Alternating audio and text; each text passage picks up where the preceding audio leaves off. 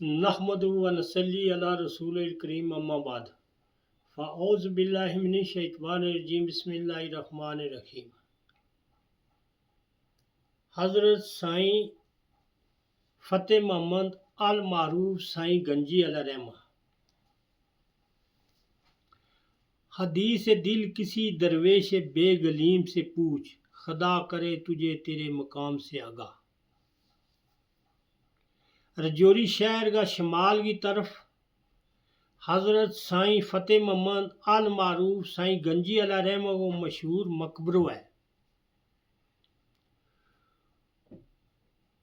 انہوں کا بزرگ پھاگلا پونچھ تو ہجرت کر گئے فتح پور رجوری میں آ گیا۔ والد کو نام دین محمد تھو۔ روایت کے مطابق انہوں کی پیدائش تقریباً 1856 عیسوی میں ہوئی۔ یہ نہایت ہی پر آشوب دور تھو۔ 1857 کو نہ سنتا ہی انسان کا ذہن میں وہ تمام کیفیت ابھریں جیڑی تحریک آزادی ہندوستان کا متعلق ہیں۔ ہندوستانی لوکن اور ظلم و ستم، جموں کشمیر میں مطلقاً انان حکمرانوں کو غلبو، معاہدہ امرتسر کے تحت ریاست کی سودا بازی، خطہ پیر پنجال میں جبر زیادتی وہ دوروں تھو۔ مذہبی رسومات پر پابندی تھی۔ سرمایہ داری تے سودی نظام کو نفاذ، مرات یافتہ ارباب اقتدار کی منمانی، مقامی لوگوں کی زمین کڑک ہو گئی۔ ساہوکار بچپن میں ہی اپنے بچوں نے یہ سکھاویں تھا کہ ایک تے اکی ماں دا دودھ اس تے اگے اپنی بدھ، یعنی ایک کے بدلہ میں اگر 21 روپیہ تم کماویں یہ ماں کا دودھ کو حق ہے، تو اس تو زیادہ کماویں تو یہ تھاری اپنی ہمت ہے۔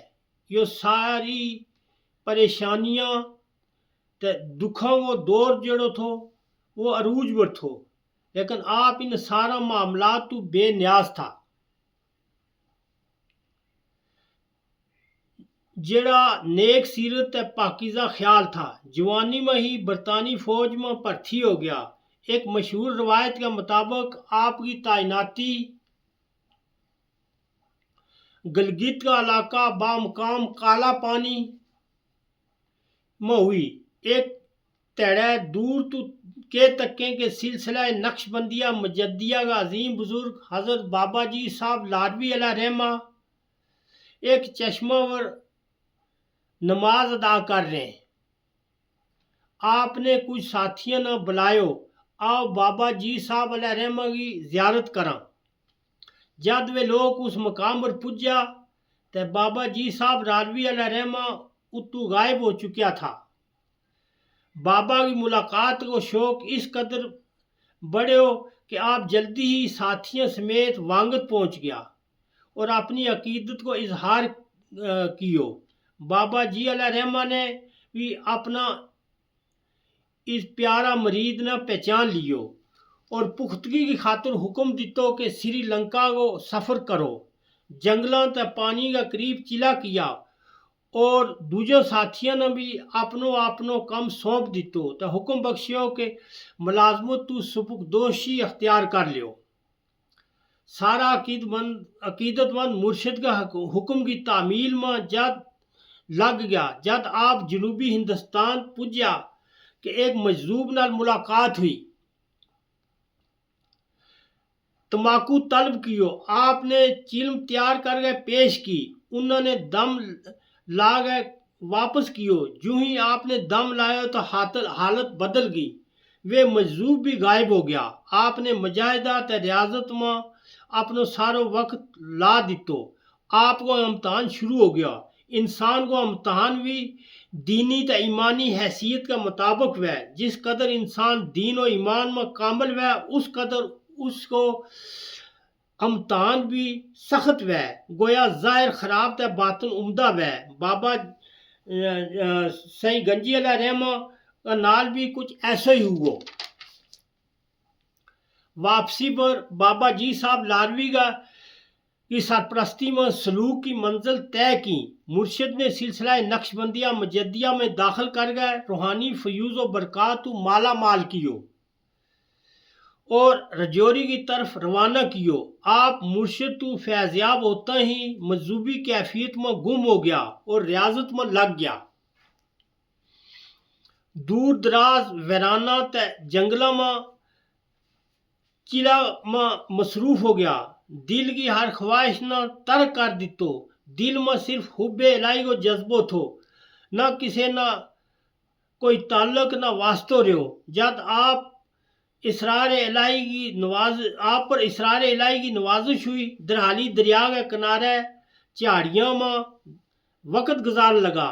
آپ یاد الہی میں اس قدر کھو گیا کہ جسم پر کپڑا لان کی بھی سود بدھ نہ رہی۔ جد آپ مجذوبی اور کلندرانہ رتبہ اور فائز ہو گیا۔ گرمیاں میں دن کے وقت گرم ریت ور اور سردیاں میں دریا کا ٹھنڈا پانی میں رات گزار لگا۔ جد آپ کی نظر سائیں لال دین مرگا آلا اور پئی تے انہاں نے طب و حکمت اور روحانی طبیب بنا دیتو۔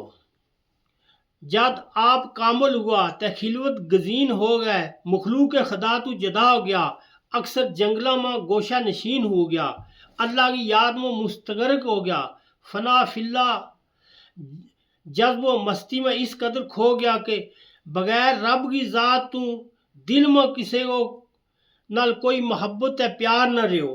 جد آپ اس مقام تو گزریا تے اکثر دن اور رات آپ کے سامنے برابر ہی ہو گئے۔ پہاڑی کے قریب جت آپ رہائش پذیر تھا، اس کے کول ایک پہاڑی کا دامن میں چشمہ جاری کیو، جس کو پانی کئی موذی بیماریاں تو شفا کو ذریعہ بنیو۔ اوپر نکاور ایک چنڈو لائیو اور اکثر جذب و مستی میں فرمان لگا، ماری آخری آرام گاہ یہی ہے۔